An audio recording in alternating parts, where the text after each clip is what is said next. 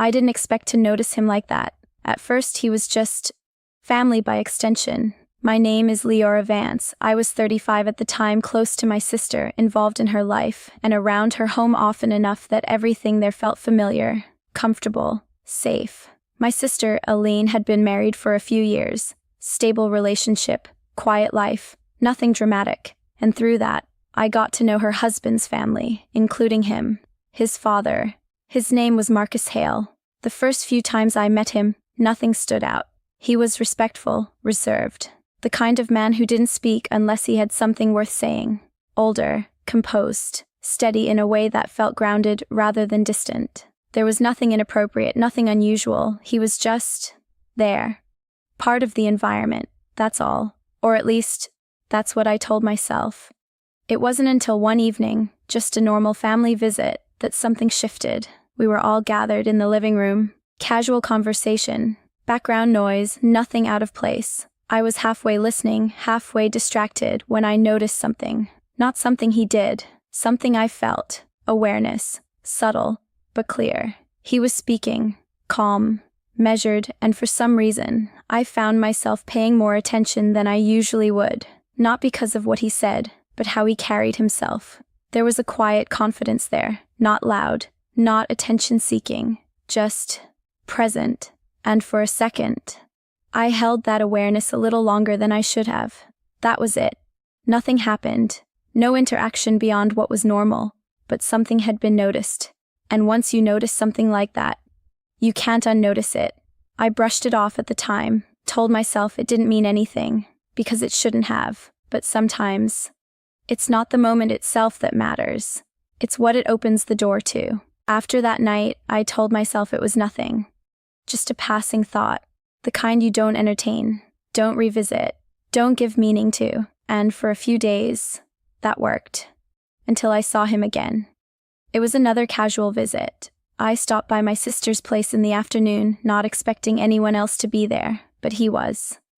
Marcus was sitting in the backyard, alone, reading something on his tablet. Quiet, relaxed, like he had nowhere else to be. I paused for a second before stepping outside. "I didn't know you were here," I said.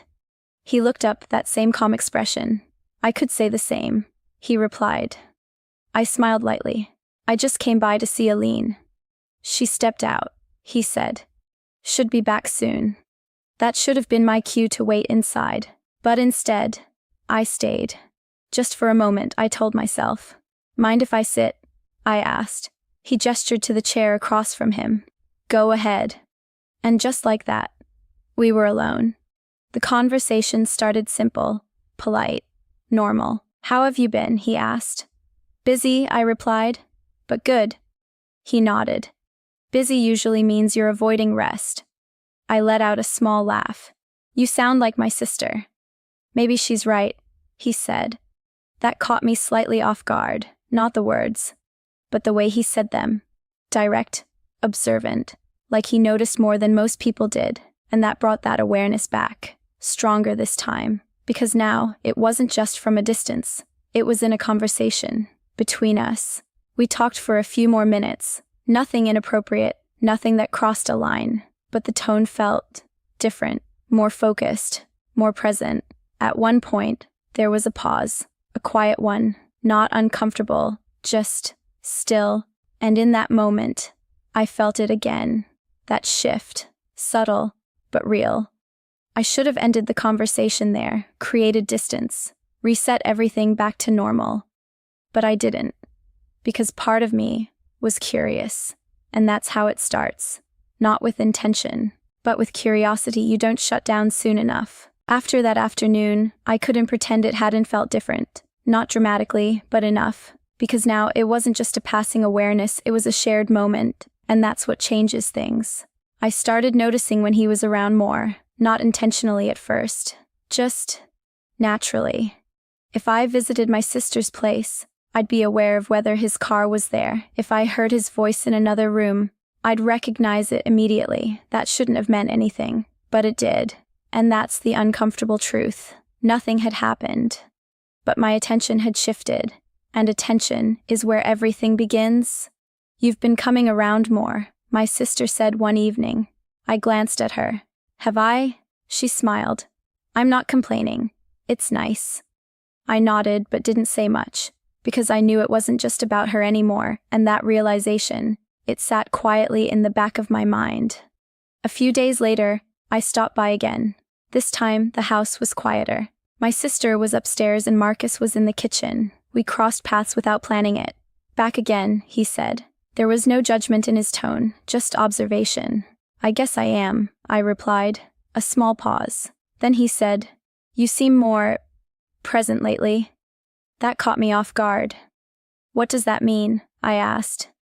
He leaned slightly against the counter, thinking for a second. Like you're paying more attention, he said. Not just moving through things. That was accurate. Too accurate. Because I was paying attention. To him. To these moments. To how different they felt.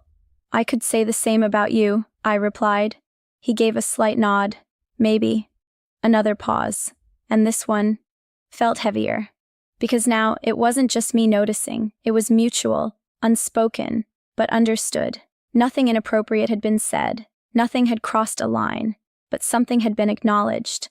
And once that happens, you're no longer standing at a distance.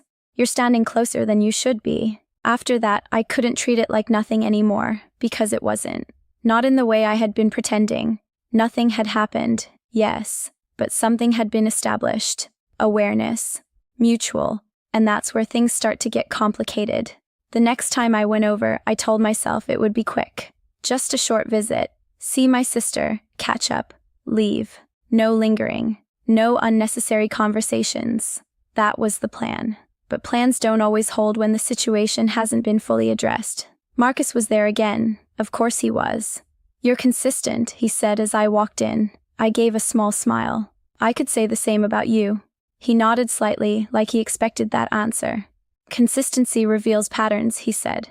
That line, it stayed in the air for a second, because we both knew what he meant. Not directly, but clearly enough.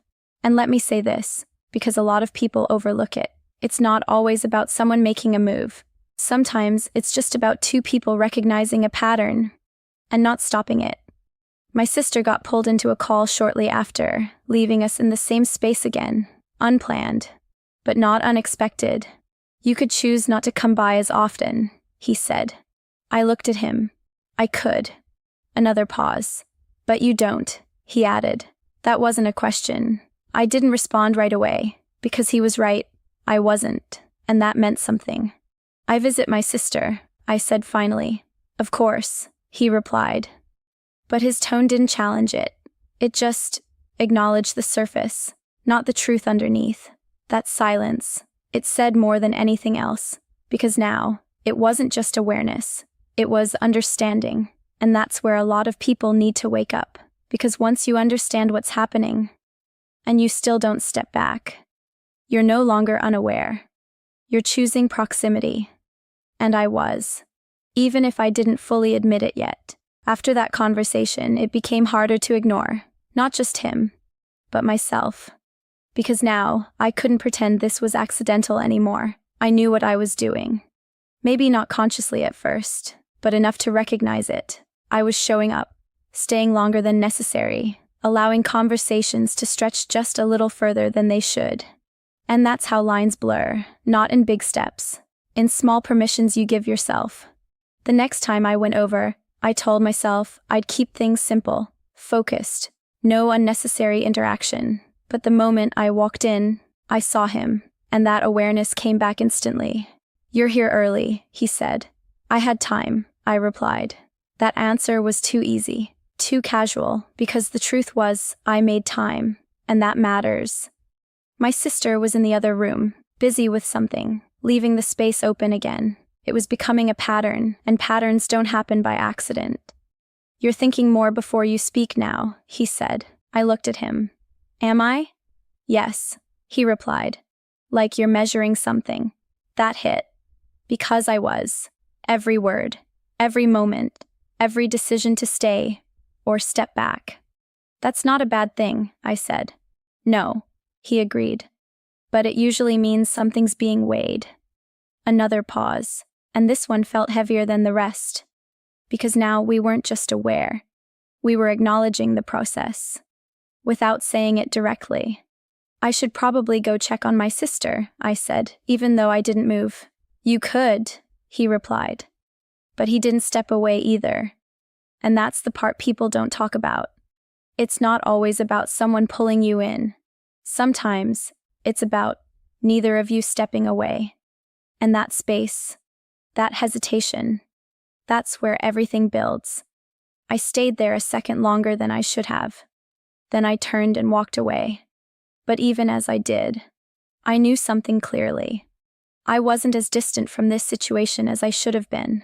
And if I didn't create real space soon, I wouldn't be able to pretend it was harmless anymore. That night, I couldn't ignore it anymore. Not the situation, not my role in it. Because at that point, everything was clear. Nothing had happened, but something was building, and I was part of it. That's the truth people don't like to face. It's easier to act like things just happen to you, harder to admit when you're allowing them to develop. The next day, I didn't go over. That was the first real change I made. No message, no excuse, just distance. And it felt necessary, but also uncomfortable, because once you get used to a certain kind of attention, a certain kind of presence, you notice when it's gone. That's when you realize how much space it had taken up. A few days passed like that. Normal routine. No visits, no interactions, and slowly, things started to settle, until my sister called. Hey, are you coming by later? She asked. I hesitated, just for a second. Maybe, I said. Dad's here too, she added casually. Of course he was. That one line, it brought everything back, because now I had a choice. Go, and step back into that space, or stay away, and keep things clear. And that's where it gets real. Because situations like this don't force you, they give you options, and your choice reveals more than anything else. I'll stop by for a bit, I said. Even as I said it, I knew I was stepping back into it, not blindly, not accidentally, but knowingly. And that's a different kind of decision. When I got there, everything felt normal on the surface. My sister greeted me. The house was the same, but when I saw him, I felt it again, that awareness, that shift, like nothing had really gone away. It had just been paused. You've been gone a few days, he said. I nodded. I've been busy. He looked at me for a second. Of course, he replied. But we both knew that wasn't the full truth, and standing there in that moment, I realized something clearly. Distance only works if you actually choose it. After that visit, I couldn't pretend anymore, not even a little, because this time I had made a conscious choice to step back into it, and that changes everything. It's one thing to drift into a situation without realizing it. It's another to see it clearly and still move toward it. That's where responsibility becomes real. The next time I went over, I didn't tell myself it would be quick. I didn't create excuses. I just went. And that honesty, it made the situation feel heavier, more defined. Marcus was in the living room when I arrived. Back again, he said. I nodded. Yeah. No explanation, no justification, just acknowledgement. Because at this point, we both understood. My sister stepped out shortly after, leaving us alone again. The pattern continued, but now, it wasn't unspoken, it was expected. You know this isn't just about visiting anymore, he said. There it was. Direct, clear. I met his eyes. I know. No denial, no deflection, just truth.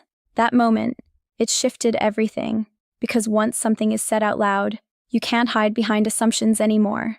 You could stop this, he added. I exhaled slowly. I could.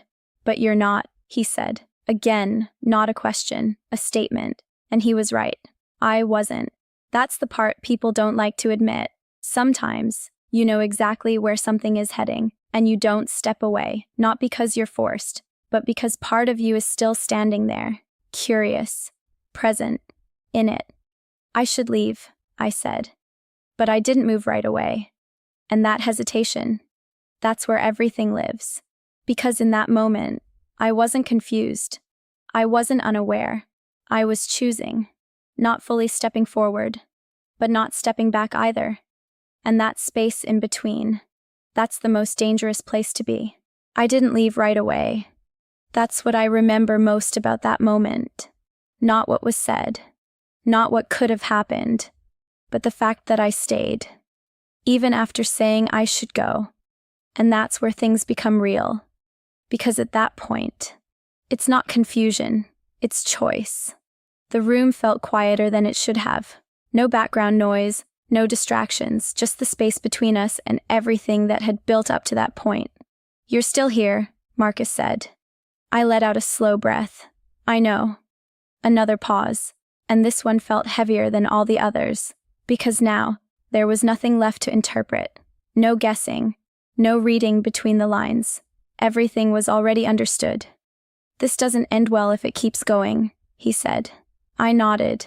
"I know that too." And I did. Completely. That was the hardest part. Because I wasn't walking blindly into something. I was fully aware of what it could turn into, what it could affect. My sister, her family, everything around it. And still, I hadn't stepped away. That's the truth people avoid. Sometimes awareness doesn't stop you. It just makes the moment heavier, more defined.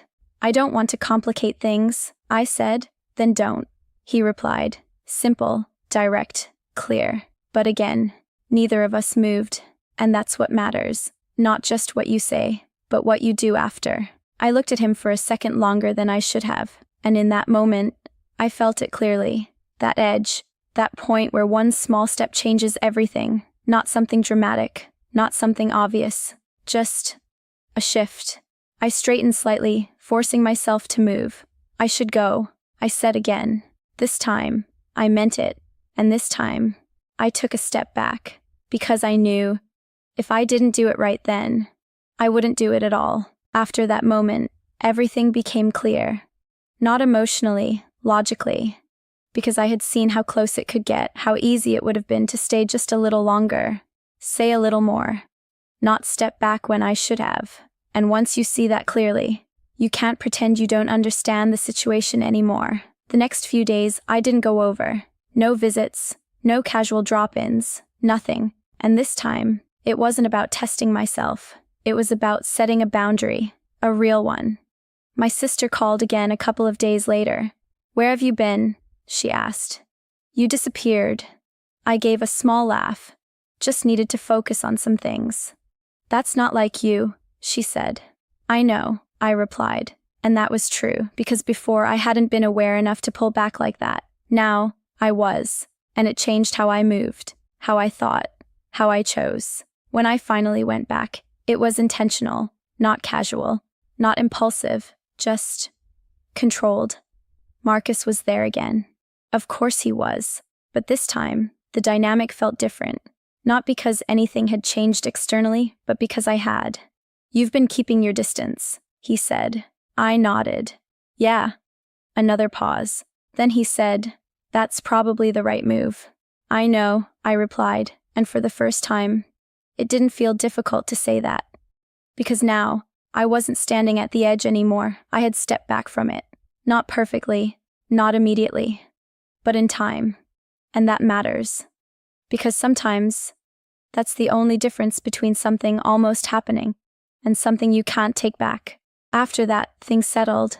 Not instantly, but steadily. I still visited my sister, still spent time with her, still moved through that space. But now, everything was intentional, measured, clear. Marcus was still around. That didn't change, but what changed was how I showed up. No lingering conversations, no unnecessary moments alone. No quiet pauses that stretched longer than they should. Just boundaries. Real ones this time. And that made everything easier. Not because the awareness disappeared, but because I wasn't feeding it anymore. A few weeks later, my sister mentioned something casually. "You've been different lately," she said. I looked at her. "How?" "More focused," she replied. "Like you've got things figured out." I smiled slightly. Something like that. And maybe that was true, because I had figured something out. Not about him, about me, about how easy it is to step closer to something you shouldn't, when you don't check yourself early enough, and how important it is to recognize that moment before it becomes something real. Marcus and I never spoke about it again. We didn't need to, because the understanding was already there. And the distance, it stayed. That's what mattered. Because not everything that feels like it could happen should. And knowing the difference, that's where maturity comes in. Now let me say something that might make some of you uncomfortable. Sometimes, the biggest mistake isn't what you do. It's how long you allow yourself to stand close to something you know isn't right. I stood there longer than I should have, but I stepped back before it was too late. If you've ever been closer to a situation than you'd like to admit, I want to hear it. Drop it in the comments. And if this made you think, even a little, like, share, and subscribe.